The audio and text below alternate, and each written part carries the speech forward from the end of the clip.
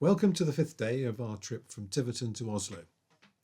We were woken early this morning by the ship's tannoy, advising those passengers disembarking at Stavanger to make preparation, ready to leave the ship. On our way to the rear of the vessel for breakfast, we noted a Starbucks counter. Although closed at the moment, we found later the coffees served were most palatable. Later, when I was purchasing coffee from the barista in Starbucks, he was telling me that the crews work 2 weeks on and then 2 weeks off.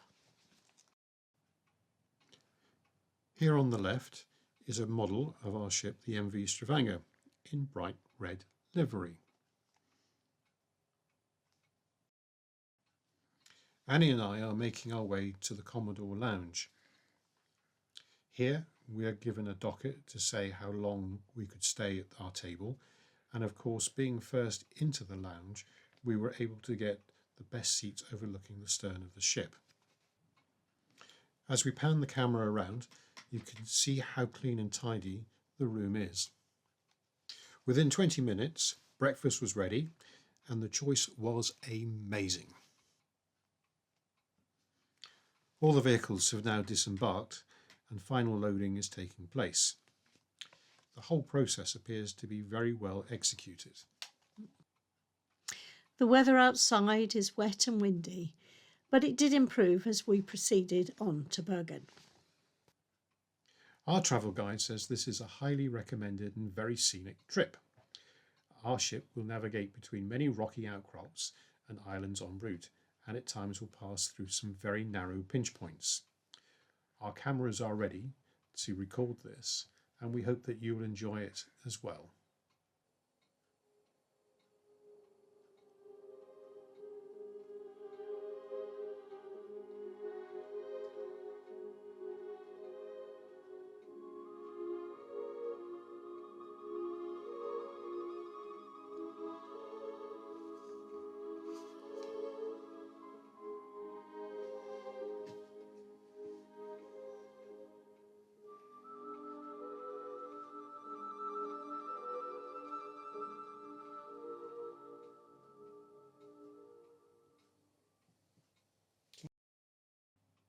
The rain has stopped and we've ventured outside. The sky remains overcast, but the clouds have changed to what I believe is called cumulus mediocre. We're looking westward over our port side, and the island we can see is protecting us from any swell from the northern Atlantic. The sea is smooth and our ship is very stable. Over our starboard side, we can see many rocky outcrops. The Scandinavians have a word for this. They call it the skerries, and around the British Isles there are many rocky outlets which have the same name. These small islands and rocky outcrops must be a haven for wildlife.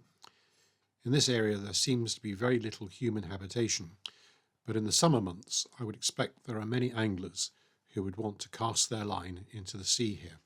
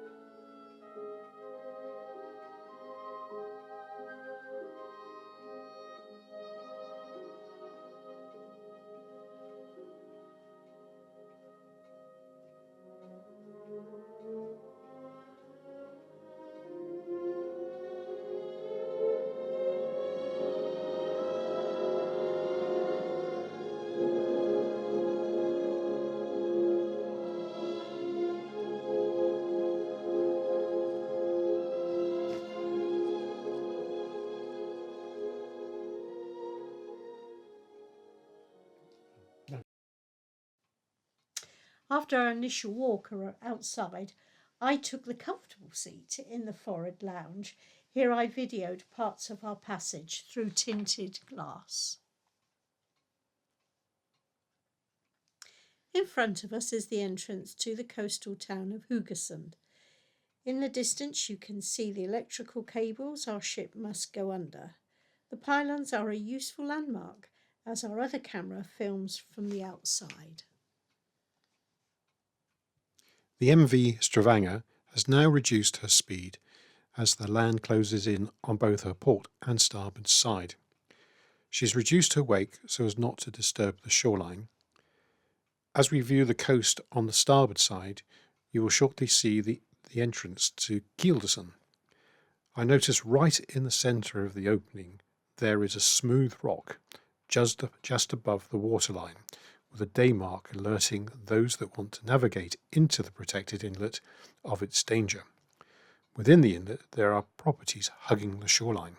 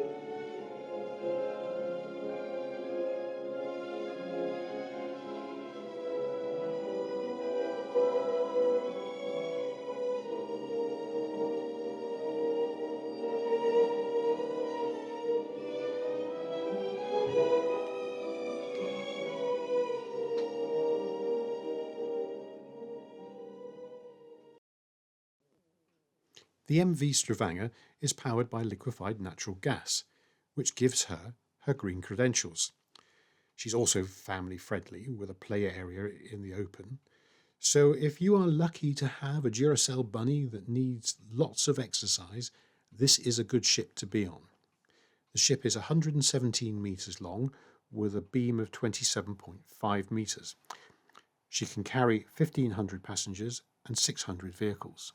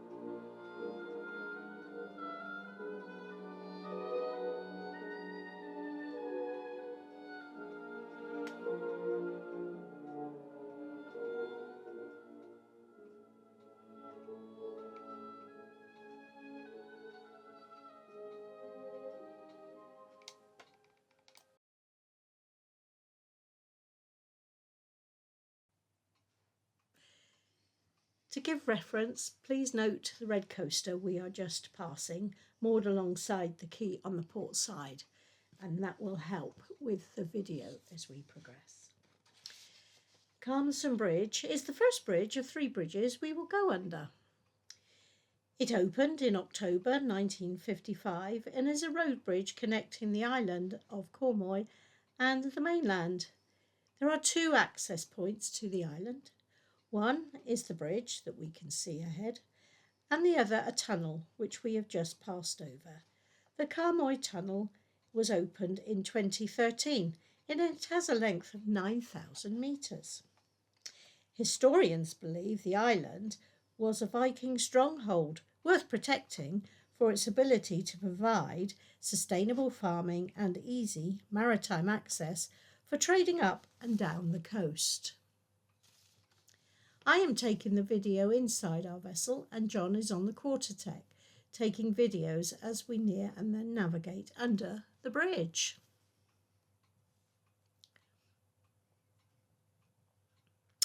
I have purchased the Starbucks coffee and the caffeine is giving me a boost after an early start.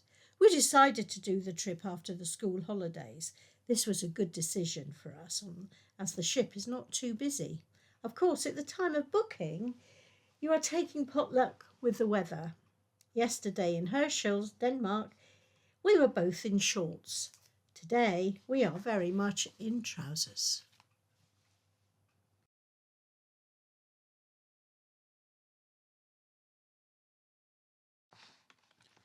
We pass dead centre underneath the bridge, and there is no room to meet another vessel of similar size coming the other way. Shore to shore, the distance is 184 metres. We did wonder what would happen if the main engine had a catastrophic failure.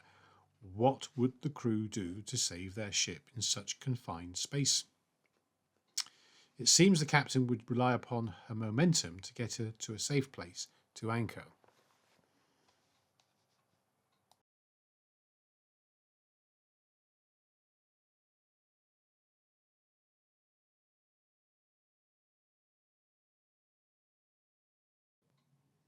Haugesund is a strategically important town situated between Stavanger and Bergen and prospers because of the sheltered position it holds in the Karmsund.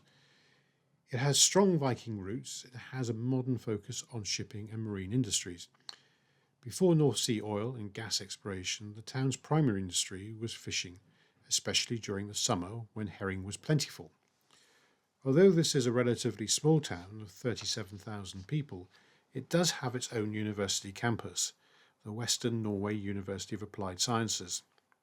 Perhaps the oddest thing about the town is a Marilyn Monroe sculpture in the central district. Apparently, her father, a local baker, emigrated from here to the USA.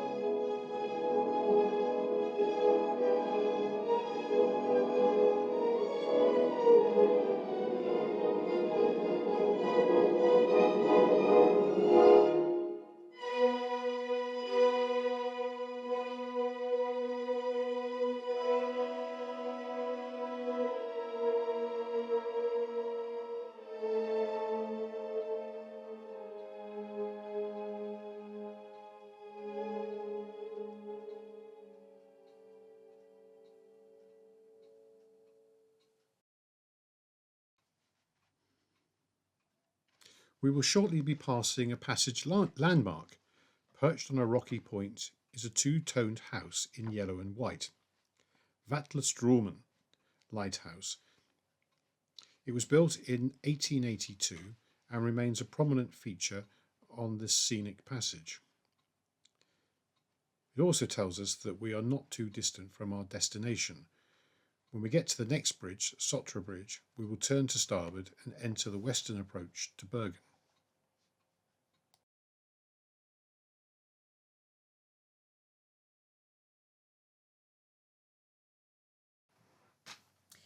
From my vantage point, we can see Sotra Bridge ahead. This is a suspension bridge which provides a fixed link with the archipelago of Sotra. The bridge is 1,236 metres long and has a main span of 468 metres.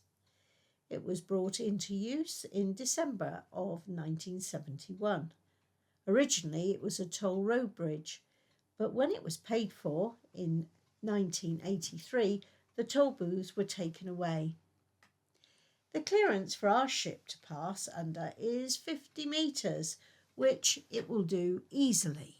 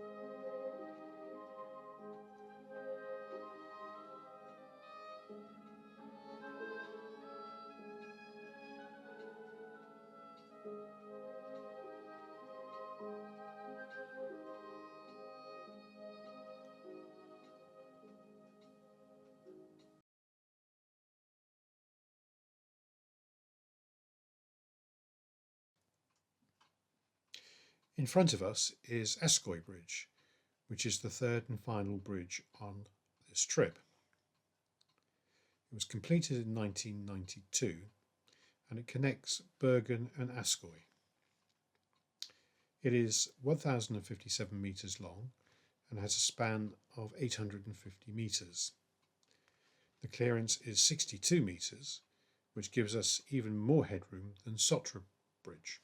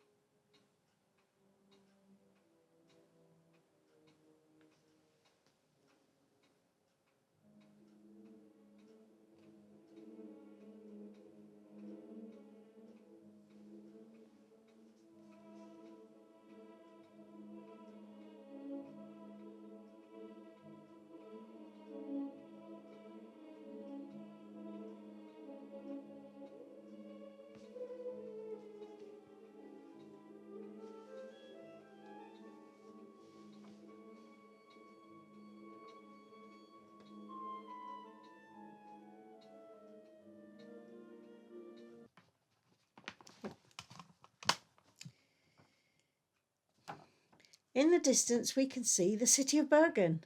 As we get closer, we note its short hinterland is set into a steep-sided ridge. We are expected to dock at midday, which means it takes 6 hours to travel from Stavanger to Bergen. We have removed our luggage from our cabin so that the crew can get it ready for the next passengers. We have booked a hotel just a short walk from the dockside, and we hope to explore parts of Bergen this afternoon.